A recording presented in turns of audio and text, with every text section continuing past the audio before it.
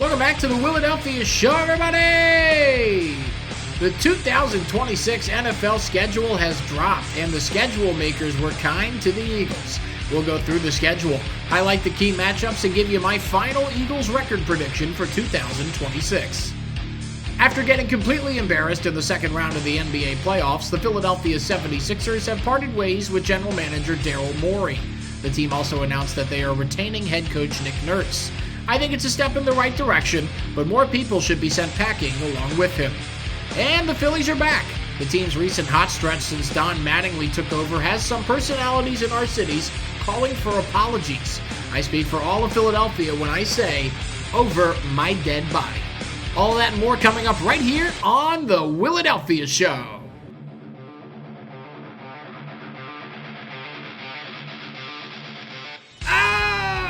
It's good to see everybody again. My name is Will Barbera, and you had better believe that this is the Willadelphia Show. I mean, what can I make it more obvious, right? We thank all of you for tuning in one more time, and I feel like I've been saying this more and more lately, so I do apologize for the delays. You know, last week was crazy. This week is honestly no different outside of today, but you guys are what's important. I'm taking my day off. I'm putting this out for you because I care about you guys. I miss you. I long for you when I'm not in front of the camera. And obviously, we have a lot to talk about. I also want to talk about a whole bunch of the things that I addressed in the open. So let's get into it. The NFL released its schedule for the 2026 season, and I think that the Eagles are set up nicely going in. They have the 10th easiest strength of schedule, just behind the Baltimore Ravens and just ahead of the Jacksonville Jaguars. And they also have the easiest strength of schedule in the NFC East with an opponent winning percentage of just .481 from last year. What does this mean for the Eagles as we get ready for the upcoming season? I think it means the Eagles are set up really, really well. I think the Eagles are set up for success. And I mean, last year's Eagles, they went 11-6 with the fourth hardest strength of schedule in the league. I mean, they faced 11 teams who made the playoffs the year before during the regular season. And despite those 11 wins, you guys were there. I mean, there were maybe 2 to 3 of them that felt like the Eagles actually were the better team and deserved to win the game. Now, let's contrast that with a team like the New England Patriots from last season. They had the 30th ranked strength of schedule last year, and despite them having played no real competition during the regular season, they made their way through the AFC playoffs all the way to the Super Bowl. And I know a bunch of you guys at home are going, but they lost to the Seahawks in a non-competitive Super Bowl. Is that what you're saying the Eagles are capable of?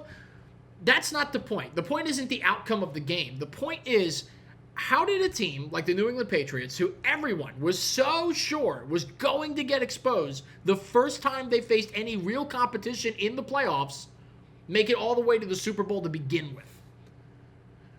It's because of this exact reason. When you're winning games and you're playing really well, even if you're beating up on bad opponents, the team's morale gets boosted. Players have more fun. That boosts team chemistry, as well as when you have a bunch of guys who are all playing for one another, that means they're dangerous. And when you're that dangerous and you're playing for one another, you can compete and you can beat anybody. And that's what you saw with the New England Patriots last season. And if you're still not convinced, here's a couple of examples that I know you guys will bite on. In 2022, when the Eagles lost to the Chiefs in the Super Bowl, we had the 30th strength of schedule in the league that season. And in 2024, when we won the whole damn thing, if you remember, they were tied with the Colts and the Titans for the 21st most difficult strength of schedule in the league that year. So, getting back to the main point, yes, this schedule sets the Eagles up for success in 2026. Now, that doesn't mean a damn thing if they don't execute, right? But as far as optics go, I like the way it all lines up. And I'm sure you guys are wondering at home, how much do you like it? What's the record going to be? Give us the lowdown. Well, we're going to get to that right now. We will go game by game down the schedule, and at the end, I will give you my official 2026 record prediction. Let's do it. Week 1 at home versus the Commies at 425. That's a win. Those frauds will get slapped at our house like they always do. Eagles are 1-0. Week 2, we go to Tennessee to play the Titans at 1 p.m. That's also a win, and I don't think it'll be all that close. We're 2-0. The Titans were one of the worst teams in football last year for a reason. Week 3, we go to Chicago to play the Bears on Monday Night Football. I think this is going to be a fun one, but I think Chicago edges us out by 7 points or less. I think they're a good team. I'm high on Chicago. First loss of the year. Eagles are 2-1. Week 4, the Rams come out to the Link for a 1 p.m. start time. First short week of the year for the Eagles, who are 4-0 against Matthew Stafford as a Ram. 3 of those 4 wins have come in Philadelphia, which is where this game is played.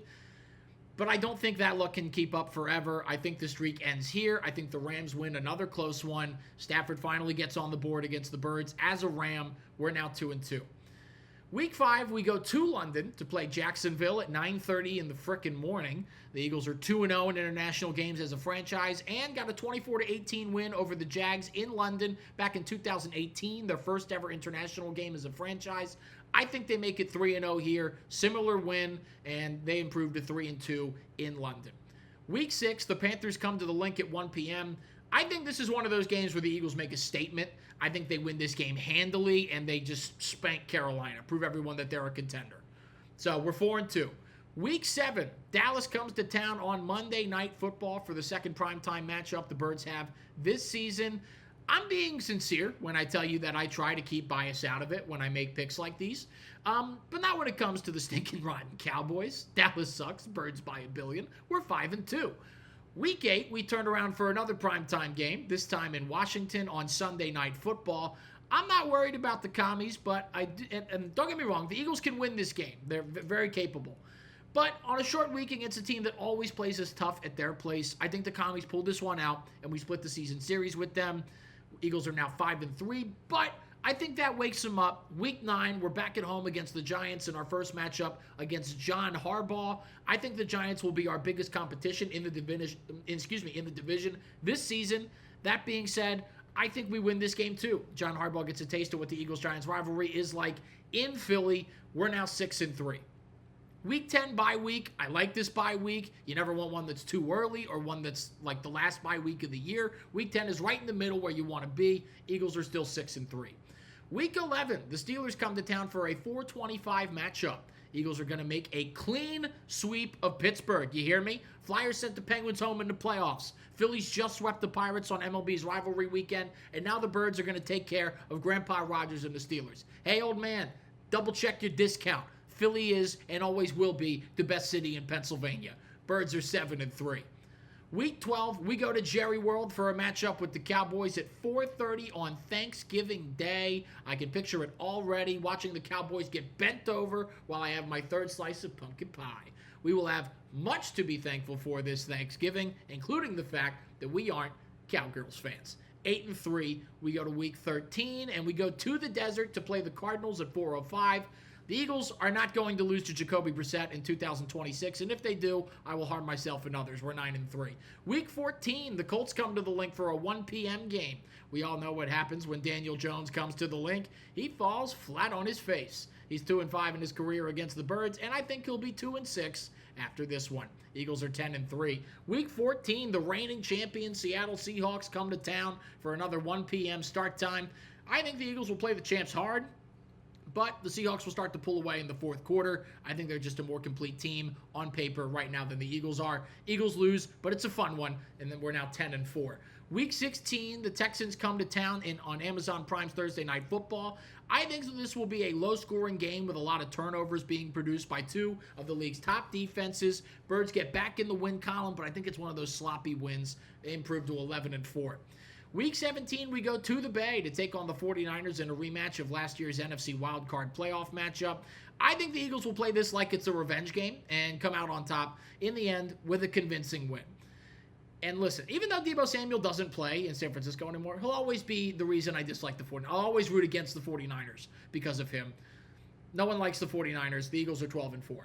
Which brings us to Week 18, where the Eagles go to the Meadowlands to take on the Giants in Jersey. That game is a flex game, so the start time is to be decided and will be determined as we get closer to the matchup during the regular season. And like I said, I do think the Giants will be our biggest competition this year in the division, although I don't see them making a wild card. And if this record turns out to be true, then the Eagles will most likely have recently locked up the division, and we'll be resting our starters for this game. I don't foresee the Giants resting starters because I don't think they'll be playing for anything. So I think the Giants will take this one against the Eagles' backups. I think it'll probably be a close game, all things considered. So the final 2026 record prediction is 12-5. The Eagles will win their third consecutive NFC East division title. Most sportsbooks have the Eagles between 10 and 13 wins since the schedule was released. I think that's a pretty fair assessment, and my 12 wins projected reflects the glass half full attitude I felt was appropriate after seeing what a weaker schedule was compared to other years for the Eagles. Man, now we just need football season to get here already. Our next topic is the Philadelphia 76ers parting ways with general manager Daryl Morey after losing to the New York Knicks in the second round of the playoffs this past week. And losing is putting it lightly. The Sixers were embarrassed by the New York Knicks in the second round of the playoffs. The Knicks swept the series and won by an average of 19 points per game. Morey was brought to Philadelphia in 2020 after a failed tenure as the general manager of the Houston Rockets. During Morey's tenure in Philly, the 76ers went 264-213, and the team made the NBA playoffs in 5 of his 6 seasons, never advancing past the second round. The team also announced that head coach Nick Nurse's contract was being retained, and that Bob Myers, the architect of the Golden State Warriors roster that has won 4 championships since its inception, will lead the search for the new general manager. I think this is easily the best thing to come out of the Sixers getting swept by the Knicks. And I said it on my last episode, right? Like, I was genuinely worried that after coming back to upset the Celtics in the first round, that we had earned ourselves another year of Morey's overspending and overcommitting. The only thing that would have lost him his job after the series win against Boston was to go and get absolutely embarrassed by the Knicks. And fortunately for us, that's what happened. I think the 76ers have taken the first step in the right direction by making this move, but I've been saying for months, I would have canned his ass way sooner. If Will Barbera owned the Philadelphia 76ers, Morey would have been shit-canned the second he dealt Jared McCain to the Thunder just to get under the luxury tax threshold. And also, stay with me on that topic for a second, okay? I have seen quite a few people say online that, you can't hold the McCain trade against Morey. He's most likely got word from Josh Harris to get under the luxury tax, and he was just following orders. I'll be honest. I think there's like a 25% chance it was Josh Harris who made the call. I think it is much more likely that this was just gross misjudgment on Daryl Morey's fault. Here's the scenario I raise you in response to that, okay? Daryl Morey was planning on making a big splash at the NBA trade deadline. I think he was trying to targeting a make-or-break player like Giannis Antetokounmpo on the Milwaukee Bucks. As stupid of an idea as that is to begin with, I think that was his end goal. Get Giannis in a Sixers uniform, pair him with Joel Embiid. But I think he knew that Milwaukee was only going to trade Giannis for a trade haul that focuses on helping them build the future, meaning you're talking about a young player of starting caliber and then a boatload of draft picks. So the rumored trade package was VJ Edgecombe and a handful of draft picks to Milwaukee to get Giannis. I think Morey traded McCain to OKC for a first-round pick because he wanted to use that pick, amongst others, to send a trade package for Giannis or another bona fide superstar. But for the purpose of conversation, I'll say it's Giannis. I think it was Giannis, so we'll say Giannis for the purpose of conversation because it's my show. The part that absolutely drives me insane, folks, is this, okay? Here's the part. And every single middle schooler that has ever played Madden or NBA 2K is familiar with the concept that I'm about to divulge to you. If you're planning on making a small move to acquire assets and then subsequently mortgage those assets into an even bigger move, you never make the first trade if you do not know for certain that you can make the second trade with the assets that you acquired from said first trade. I think Daryl Morey traded Jared McCain for a draft pick, used that draft pick and other assets to propose a trade to Milwaukee for Giannis Antetokounmpo. They said, no, you moron, that's not nearly enough to make us trade arguably the greatest player in the history of our franchise, and Daryl was left with his thumb in his ass like an idiot.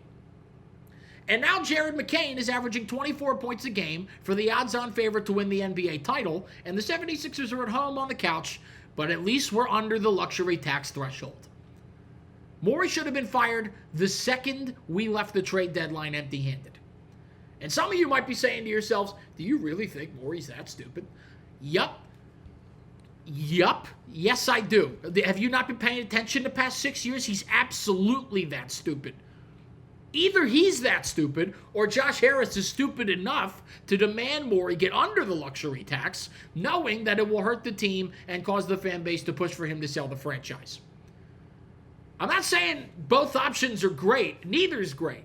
But I believe that Morey could be that stupid based on the evidence of 6 years of gross negligence more than I believe it about Harris.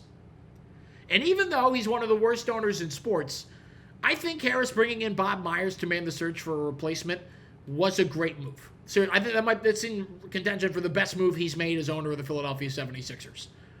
The man was the architect of the greatest basketball dynasty of my lifetime. He knows what will lead to success. This is a smart move by Harris. I'm very happy that Daryl Morey is gone, but I don't think he should have been the only one packing their bags after getting swept by New York. Listen, I don't think Nick Nurse is the reason we lost, but I think the Knicks series really puts into perspective how much a coach actually does for a team like the 76ers. They were young and really fun to watch, and they have a lot of explosive pieces, but what they weren't was sound in their fundamentals, and it led to a really hit-or-miss basketball team that was great on some nights and horrible on others. It's one of those situations, and this is going to sound weird, but like, he didn't do enough to get fired, but I also don't really think he did enough to keep his job. But the other two people that need to pack their bags are Joel Embiid and Paul George. And I've had it up to here with both of them. I think this season was actually the last nail in Embiid's coffin here in Philadelphia. The 76ers have exhausted every option they possibly could have to try and make his contract even somewhat worth it. If it hadn't happened now, then it won't ever happen. And I said that in my last episode too. Oh, and by the way, Paul George will go down as one of the most disappointing free agent signings in Philadelphia sports history, and that's saying something. He scored 7 points in the first quarter of a Game 7 against the Knicks, a Game 4, in an elimination game against the Knicks, and then proceeded to finish the game with those same 7 points. That's unacceptable. He finished with the same amount of points as a Dem Bona and less points than both Dalen Terry, who I've never seen before in my life, and Justin Edwards. By the way, George makes almost $48 million a season, more than all three of those players put together. He didn't outscore a single one of them. The 76ers need to start a full-scale rebuild around VJ Edgecombe and Tyrese Maxey. Trade everybody else. I don't care. Everyone else is on the market. It's time to move on, and it's time to do it no matter the cost. Cut Embiid and George. We can't win with them, and no one will take their ridiculous contracts anyways. So just move on. Daryl Morey's firing should trigger the end of the process in Philadelphia. Will it? I'm not so sure. The last thing I want to talk about quickly is about what both Spike Eskin and John Ritchie of WIP said a few days ago. The Phillies have the 4th highest payroll in Major League Baseball. They started the season 9-19. They fired Rob Thompson as the manager and replaced him with Don Mattingly. And since that, the team has gone on a 15-6 run. They just recently were able to get back up over 500. They are still 9 games behind the Atlanta Braves for first place in the East, and 4 games back of the Chicago Cubs for the final National League wildcard spot. And we have these two morons telling us that we should both be apologizing to and thanking Phillies president of baseball operations, Dave Dombrowski. Take a look at what both Spike Eskin and then John Ritchie had to say on WIP earlier this week. I think everyone owes Dave Dombrowski, when I think about that day, I think everybody owes Dave Dombrowski an apology because he was right, and I think everybody else was wrong at that moment. When Rob Thompson got fired, all anyone said afterwards was, why didn't Dave Dombrowski get up there and take accountability? Like, he was the one that put the roster together. Dave Dombrowski should be the one paying with his job. It should not be Rob Thompson paying with his job. And here, he needs to own it. It's his roster. You know, he's the problem, blah, blah, blah, blah, blah, blah, blah, blah, blah. And then we are here, and it was not the roster. The roster was fine. The problem was the players had quit on the manager, and he needed to replace the manager. And Dave Dombrowski did the right thing. He went up there, and he took responsibility in that it was his decision to move on from Rob Thompson, but he shouldn't have taken any responsibility about the roster because the roster is fine. All of a sudden, the roster looks exactly the way it should have when the season started. The starting pitching looks good. The bullpen looks good. The starting lineup looks good, not great, exactly as we said, and that is what we all expected. I agree. I think we should be thanking Dave Dombrowski. I never felt angry. I feel like I believe Dave Dombrowski a lot more readily than I disbelieve Dave Dombrowski. Apologize for what, Spike? Seriously, for what? For holding him accountable? For not believing in him when the team looked like a dead duck for the first month of the season? He deserved all of the hate he got from every single Phillies fan, and anybody saying otherwise is just licking boots.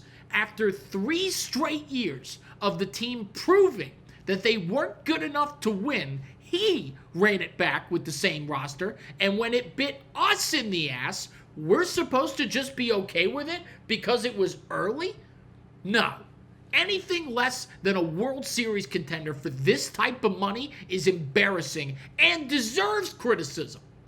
And what the hell should we be thanking him for, John? 3 weeks of good baseball? If the season ended today, we would not be a playoff team. But I should be thankful that we won 15 of our last 21 games? That should be the expectation, you moron. I'll apologize to Dave Dombrowski when the team wins back-to-back championships, because his turkey neck didn't apologize to me when the team he put together lost to the Mets and lost to the Dodgers. Stupid. I think Spike should apologize to the fans for ruining sports talk radio in the city. He won't. I think John Ritchie should be thankful that people even listen to the opinions of someone who was a dog shit football player. He's not. They probably think I should apologize to them and Dave Dombrowski for my remarks on this podcast, and you're damn sure I won't. I will apologize to and thank the city of Philadelphia on their behalf. The city deserves someone who is in touch with the fan base. All these statements do is prove that these 2 idiot sticks couldn't be further from that. Ridiculous. That is going to do it for this episode of the Willadelphia Show. We thank each and every one of you for tuning in one more time. What record do you think the Eagles will finish with in 2026? Was firing Daryl Morey the right move for the 76ers? And do you think we owe Dave Dombrowski thanks or an apology? Let me know all that and more down in the comments. Like and subscribe to Willadelphia Sports and make sure to follow us on any and all social media platforms. I'm out of here. Go Birds, go Phils, and kabooyah.